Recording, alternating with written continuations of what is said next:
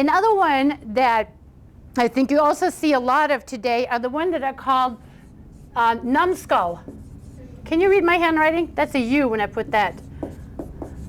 Numbskulls, sometimes they're called noodlehead stories too. And they're stories about people who think they're kind of clever, but they're actually very, very stupid. And they get into one scrape after another because of what they think is a clever idea turns out to be a really bad idea. There's this very famous Norwegian story about the man who was going to keep house, you know, or another very famous, sometimes they're called jack tales, and in Latin America, there's always a story about a character named Pedro. He's always, you know, and in Germany, he's always called Hans. In England, there's a very funny story called The Three Sillies. And I don't have time to tell you the whole story, but it'll get you the general idea. It's about this young woman who's being courted by this guy. And so her parents have him over for dinner, and they serve him this nice meal, but he runs out of beer. So she, of course, jumps up and says, let me refill, you know, this. And so she takes the mug, and she goes down into the basement where they have a big keg, and she opens up the tap and put the mug underneath, but it's a very slow drip. So she sits down on the stairs to wait. And as she's sitting there, she's kind of looking around, and she sees that there's an axe stuck in the beam in the ceiling. And she goes, oh, what if me and my sweetheart were to get married? And what if we had a little child, and that child was a little boy? And what if he came down here one day to get some, you know, ale for his father? And what if the axe got loose from the ceiling and hit him in the head? It could kill him. So she just starts bawling at the thought of what possibly could happen one day, and forgets to come upstairs with the beer. So her mother wants to know, you know, what's going on. So she comes downstairs and says, well, sweetheart, what's the matter? And she says, I cannot hear it. I noticed there was an axe stuck in the beam in the ceiling, and I thought, what if me and my sweetheart get married and we have a little boy one day, and he comes down to fetch some beer for his father, and what if the axe got loose from the ceiling? It could kill him. And the mother said, oh, that would be so terrible. So then she starts crying too. These people are not too bright. And so then, of course, the father comes down, and there's his wife, and there's his daughter. The beer is spilling all over the place. He goes, oh, what happened? So he gets the whole story, and he goes, and he starts crying. So now the sweetheart's sitting all alone upstairs. You know, where are they? He goes downstairs to see what happened. And so they tell him this whole story, and he cannot believe it. And he goes, oh my gosh, you know, you three are the silliest three people I've ever met in my life. And I am leaving, and I'm never coming back unless I meet three sillies sillier than the three of you. And he just storms out of the house. And then, of course, now they really fall to crying because the girl has lost her sweetheart.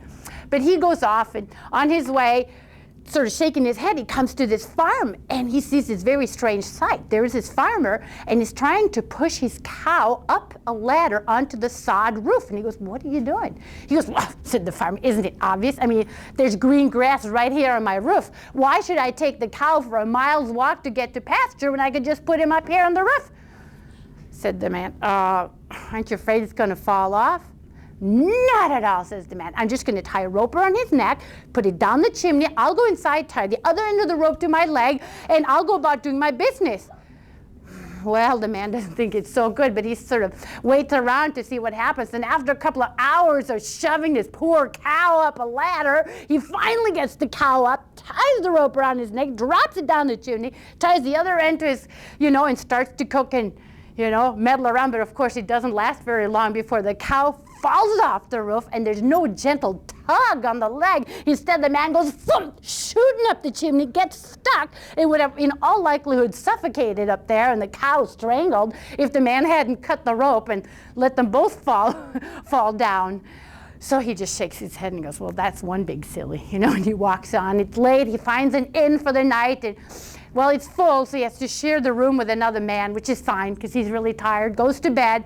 Early next morning, he wakes up, there's this huge racket. He rubs his eyes and he looks, and here's this guy, and he's like, had his pair of pants hanging there, and he's in his underwear, and he's taking his running start, and he's leaping, trying to leap into the pants, and he goes, and he's can't do it, of course, back and forth, back and forth. Finally, the man says, what are you doing? You know, there's such a complicated invention, these kinds of pants. You know, it takes me the better part of the morning to put them on every single day. Oh, Sister Matt, I can't believe this. It's never occurred to you that you could sit down on your bed and just take the pants and put one leg in at a time and then stand up and pull them on? Wow, Sister Matt, that is brilliant. I had never thought so. So, it's another big silly. He gets to another town, and here the people are up in arms at the end of the day because they think the moon has fallen into a pond. Of course, it's just a reflection. When he tries to explain it, he gets chased out of town. So now he's met more than 3 sillies, sillier than the 3 at home, and he just got to go home and marry his sweetheart because he is a man of his word. But as to whether or not they were happy, now that's another tale to tell. So that's the kind of story that's called the Numbskull story. And I think there's a lot of television shows. I just watched Home Improvement yesterday, and it struck me that Home Improvement is one Numbskull tale. Can you think of any others? Tweety Bird. Oh, Tweety Bird's a good example.